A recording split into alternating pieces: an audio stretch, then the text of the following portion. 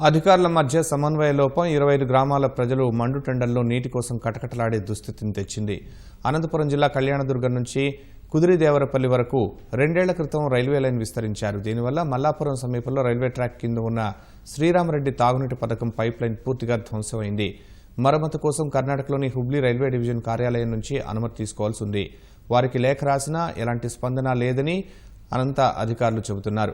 అయితే railway track సమీపంలో నీరు లీక్ అయితే ప్రమాదం సంభవించవచ్చనే ఉద్దేశంతో అధికారులు నీటి సరఫరాను గత 6 రోజుల నుంచి నిలిపివేశారు. దీనివల్ల 25 గ్రామాలకు తాగునీటి సరఫరా లేక ప్రజలు తీవ్ర ఇబ్బందులు ఎదుర్కొంటున్నారు.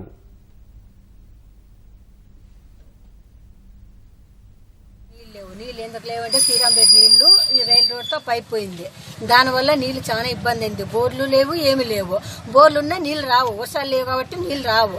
చాలా ఇబ్బంది అయింది. నీళ్ళు అయితే మాకు తాగడానికి కానీ ఏంటికి లేవు. నీళ్ళ సమస్య అనేది ఎక్కువైపోయింది. ఏది ఇంక ఎవరు పట్టించుకోవట్లేదు. పంచాయతీ లేదు, ఏమీ లేదు. మేమే ఇంకా ఇంటికి ఇంత 50 రూపాయలు అట్లా వేసుకుని ట్రాక్టర్ తెచ్చుకొని నీళ్ళు ఇడిపించుకుంటున్నాము. అయినా అవి కానీ సాలుకొస్తాయి, ఏడొస్తాయి పిల్లలకి పెద్దోళ్ళకి. ఇంకా ఎండాకాలము రోజు స్నానం చేసేవాళ్ళు నీళ్ళు అనేది చాలా ప్రాబ్లం అయింది. గ్రామంలో నీళ్ళ సమస్య భారీగా తొందరగా ఉంది. ఇక్కడ శ్రీరామరెడ్డి సాగర్ నీళ్ళు ఒక్కటే వచ్చేది. ఇంకెక్కడ బావిలు బోర్లు ఏటి లేవు, పంపు సెట్లు ఏటి నీళ్ళే లేవు.